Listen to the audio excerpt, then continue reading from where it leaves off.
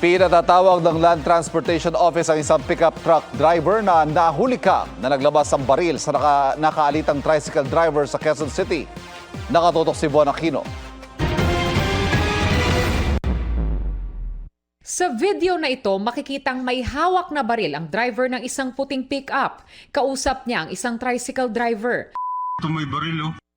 Sumakay ang lalaki sa sasakyan at matagal pa bago umalis. Yan, oh. Di naman nasagi.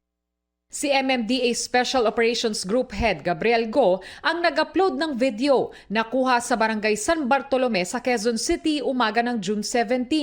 Hindi rinig sa video ang kanilang pinag-usapan pero kwento ng tricycle driver, una silang nagkasalubong sa two-way na kalsada sa barangay Nagkaisang Nayon. May nakapark daw na sasakyan sa lane ng pick-up. Nakasalubong niya sa kabilang lane ng tricycle driver.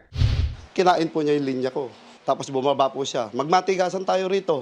Nakita mo nang ako, paano ikaw sir ako nakapasok? Ako nakapasok. Nasa tamang linya ako.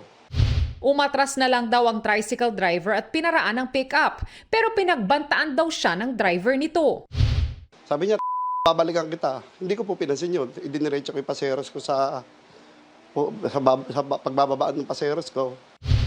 Nang palabas na siya ng subdivision, muli silang nagkasalubong at dito na siya kinat ng pick-up. At bumaba raw ito ng may dalang baril. Dito pa lang, kaya na kitang patayin. Boss, wag naman ganyan. Sabi ko, dahil ko po baril eh.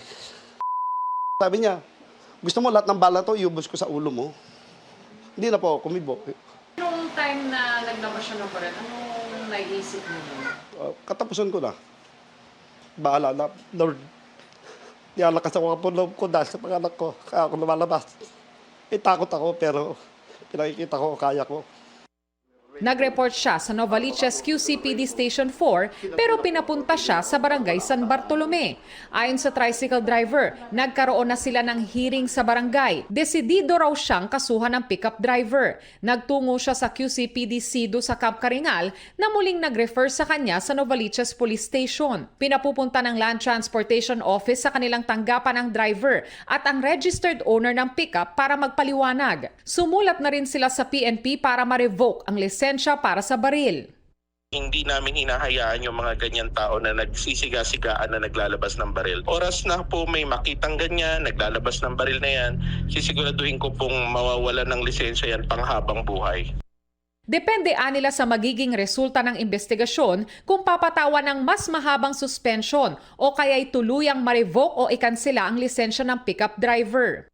Yung ilang minuto na magbigay kayo ng pasensya. Kung nagkamali, pagpasensyahan, ano ba naman yung huminto ka o wag ka nang bumaba. Sinusubukan naming kunan ng pahayag ang Novaliches Police kaugnay sa insidente. Von Aquino, Nakatutok, 24 Oras.